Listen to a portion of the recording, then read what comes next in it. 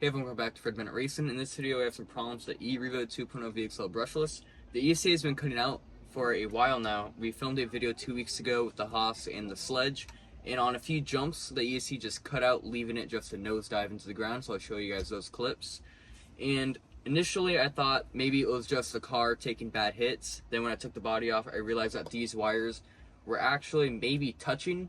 So we thought that would be the end of the problem, so we took it out today to film a versus video with talents and sledgehammers. So here's some behind the scene footage of what happened.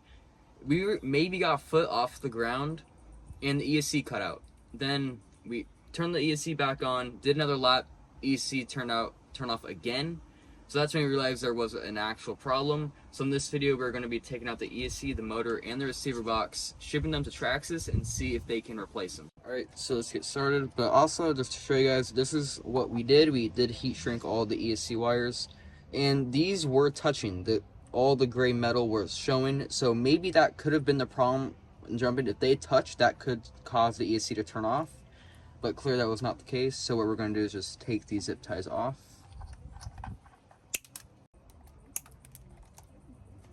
And now we're going to unscrew the ESC and take that out.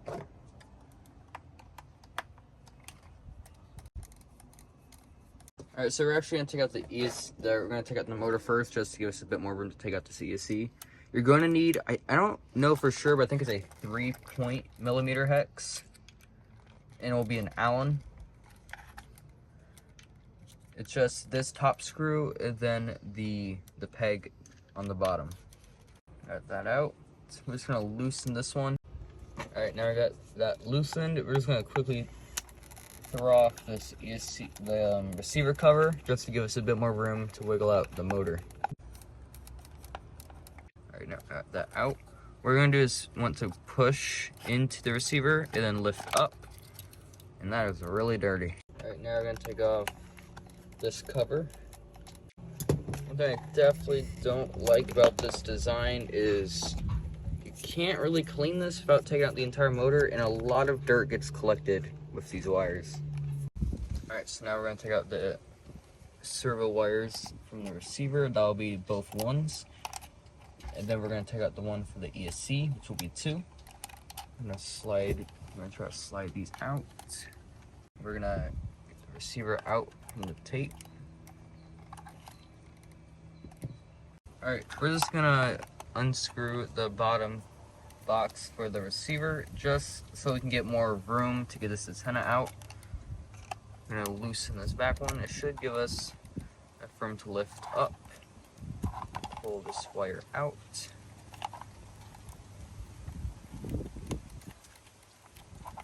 We might have it. And there we go. Alright, last thing we're going to do, well, second last thing we're going to do is get this ESC wire out from the receiver box. Now we just have to unpry this from double-sided tape. There we go. So now we got everything out of the car. Everything's going to be plugged in just how it was as we left it. The ESC and the fan are both plugged into the same channels as they were, and the motor and ESC wires are going to remain connected. We're really hoping Traxxas does replace this, even though it is out of warranty. The car is about 5 months old, even though Traxxas usually on warranties out to 30 days. But they have been known to make some exceptions for its electronics. And this isn't the only problem I've had. Another problem I've had with mainly the receiver, if the car is not perfectly at 50 or 0 with the TSM knob, you will lose steering and moving forward, which is a really weird thing to happen, but it only started happening after the first firmware update I had with it in the first run video. Alright, 2 problems I would also like to say is the heat shrink the ESC wires come with is terrible. These tore so easily. Another problem is these wires, it's set up like this. So these tend to bend forward, which is causing a lot of tearing, especially with this one. The wires are showing, which is really bad. That can cause, if water would get in there, that could fry the motor. Alright, so we're going to send this in and we'll be right back. Alright, so I got the package back from Traxxas. It's been about a week and we've already received it. And Traxxas said in their notes that they did replace the ESC and the motor. I'm guessing the motor was replaced because the wires and the ESC, I'm pretty sure they found a problem. and I'm not 100% sure the receiver's in here because we also did send in the receiver, so I don't know if that's even in here. So we're gonna open this up and see what we got. All right, let's see what we got. We got the motor mount. This is part number 5660. And we did get a brand new receiver. So I was not expecting this, but we did get a new one, and I'm definitely not gonna be updating the firmware because after I updated the firmware, that's when I started having my first problems. Then we got the brand new ESC. This does not come with the part number, but this also comes with a new foam pad because this is definitely wearing out and not very sticky anymore. Then we got the motor mount screws for the motor. This is part number 2550. And lastly, we got the motor. Oh, this does have the part number 3481C. So 2200 kV. And this is new, as you can tell the wires aren't as torn. Alright, so they replaced everything in a good amount of time and for free. This is well over $200 worth of parts, but for some reason Traxxas still is very strict over their $12 shipping policy. So you guys can have $200 worth of parts, you still need the $12 for shipping. So what we're going to do now is we're going to get everything back up and running. And we do still have the fan. This could have been a problem because the wire is a bit split like you saw in the first part of the video. So I'm probably just going to cut this wire off and keep it on because I don't know, I like how this looks like a Hemi, so I'm just going to keep that on the motor. So yeah, let's get everything back up. Alright, the first thing we're going to do is we're going to take off this pad. We did get the new one from Traxxas. What we're just going to do is take a flat edge and we're just going to pry it up. I'm going to take this off.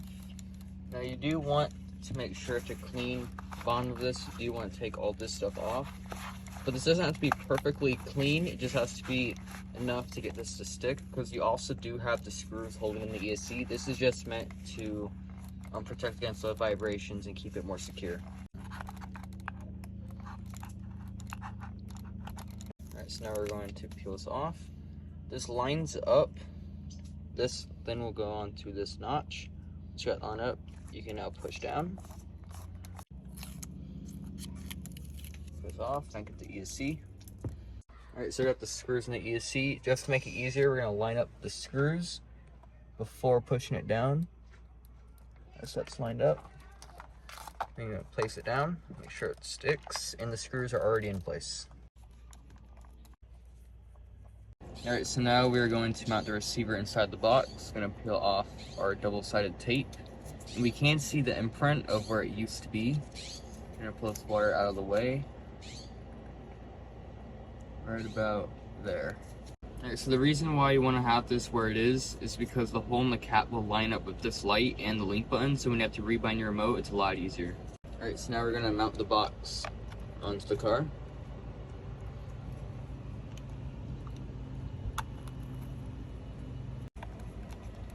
Alright, next we're going to get all the wires into the receiver box, and I think it's a lot easier just to do this when the receiver isn't in the box, but you can still wedge them through. Alright, so these are for the servos, and now let's get the ESC.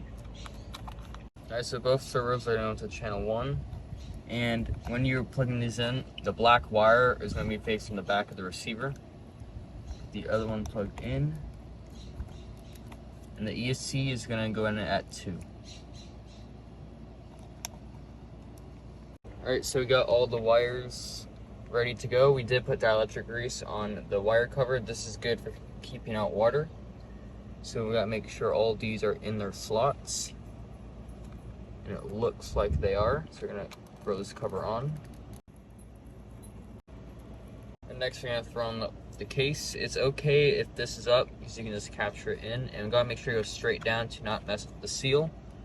And if everything is in, then you can screw it down.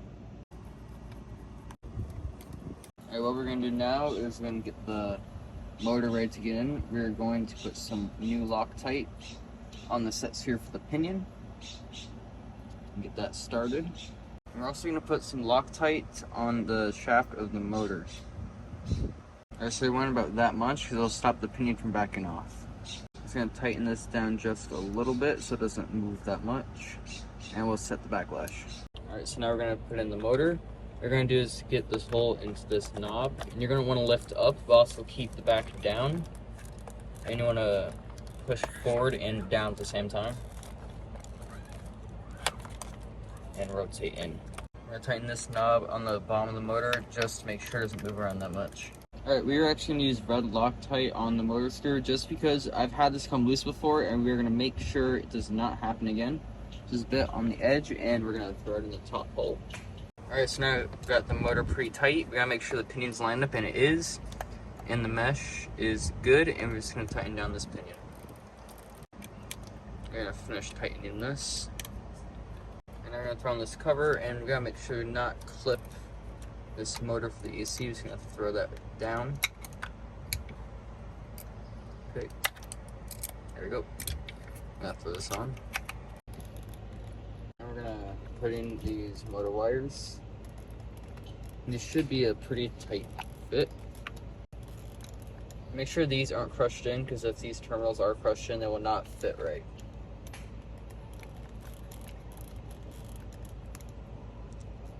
Now we're going to go get a zip tie and get these zip tied to the motor. Alright, I'm going to zip tie these motor wires to the motor. Just make sure that they do not have that much room to move around, because that was a big problem I had with the last motor. Alright, so we are all done. We cut the zip ties because we are going to put this back on. It doesn't currently have a fan on it, but it looks cool, so we're going to keep that on, and then we're going to re-zip tie. That's it.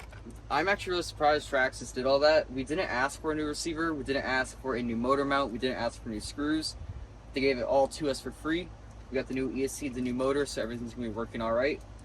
Next clash is going to be coming up soon, and I am running the E-Revo in that clash.